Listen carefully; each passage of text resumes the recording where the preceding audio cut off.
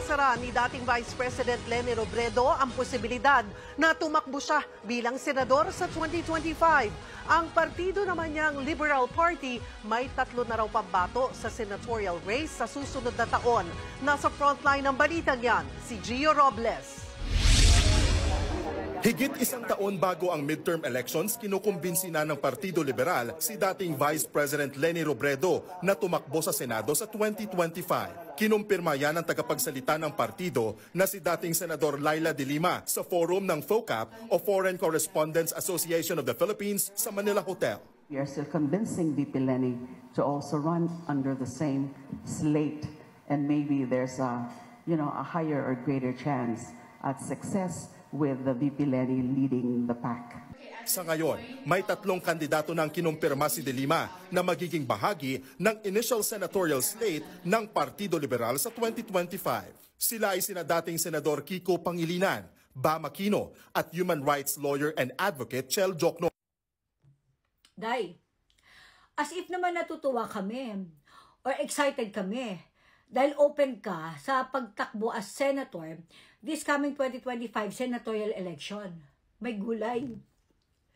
At eto pa, feeling nyo, na-excite kami kasi tatakbo na naman itong si Kiko Matching Hayop Pangilinan.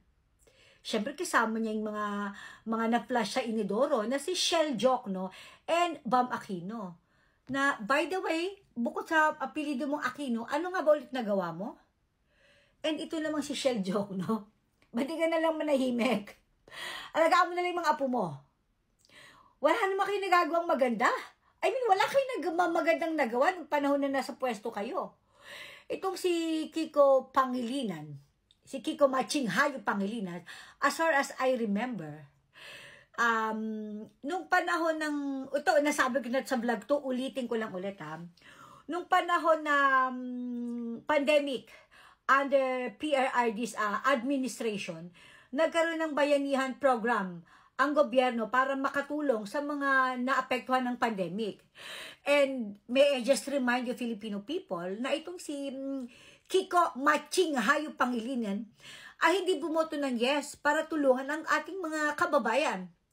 Actually, hindi nga successful yung bayanihan nagkaroon nga ng part 2. And as usual, si Kiko dahil isang ang hayop, hindi pa rin bumoto ng yes.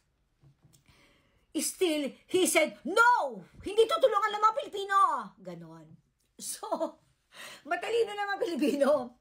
Ibaboto yung pa ba? Ang matching na yan? So, ibabalik ba ulit natin sa pwesto ang mga gahaman sa kapangyarihan na iyan? And mind you, ang nag-announce, ang kanilang speaker, ang kagalang-galang na kabit ni Ronnie Dayam, si Laila Saba de Lima. So, paano natin pagkakatiwalaan ng grupong yan? May gulay. And you have the nerve na tumakbo ulit? My God. Huwag niyong samantalahin ang issue ngayon between Duterte and Marcos. Kasi nga, di ba, aminin natin, medyo hindi maganda ang kasalukuyang sitwasyon ng Duterte-Marcos family, no? So siguro iniisip ng mga hayop na dilawan na ito na meron ulit silang chance na makabalik sa pwesto. Feeling siguro nila meron sila ulit chance na humawak ng kapangyarihan because nagkakagulo nga ang Duterte-Marcos. May gulay. Itigil nyo na yung ilusyon nyo. Itigil nyo na. Dahil nung panahon pa ni PRRD, tinunaw niya ng mga dilawan. Sa totoo lang nagulat nga ako, meron pa nandito pa kayo. Dahil alam ko, tinabas na kayong parang damo ni PRRD nung panahon niya. Ngayon kasi, di ba, I do not know, I love BBM, pero sa nangyayari ngayon sa administrasyon, you may agree or disagree, no? Pagdating dito sa kasong ito, magkakaiba tayo ng paniniwala, but it's okay. Kung ano yung opinion nyo, it's okay. You also have your platform para i-express yung inyong opinion. Pero ako lang yung opinion ko i-share ko, no?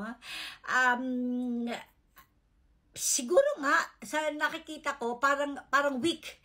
May pagka-weak leader itong si PRRD. Kaya, Actually, kaka-start pa lang halos ng term niya. Hindi pa siya nangangalahati sa term niya. Pero ang dami ng marami ng hindi masyadong kagandahan na nagaganap sa administrasyon na ito. Which is, nakakasad. And because of this pangyayari, bigla ko lalo tuloy na miss itong si PRRD na nagkaroon ng matinding kamay na bakal. Na, alam mo yun, na-disiplina tayong lahat. And because of PRRD, aminin natin, bumalik yung mataas na pagtingin sa atin ng ibang bansa. Tapos ito, nagkakaroon ng issue between the two families na sinasamantala ngayon ng mga walang hiyang dilawan na akala nyo makapasok kayo sa pwesto. Oh my God. It's a no. Okay? No, never. Hindi na ulit mangyayari yan. God, please, help us. Save the Philippines. It's a no for me. It's a no for me. Never. Hindi na kayo makakabalik. Never. Never.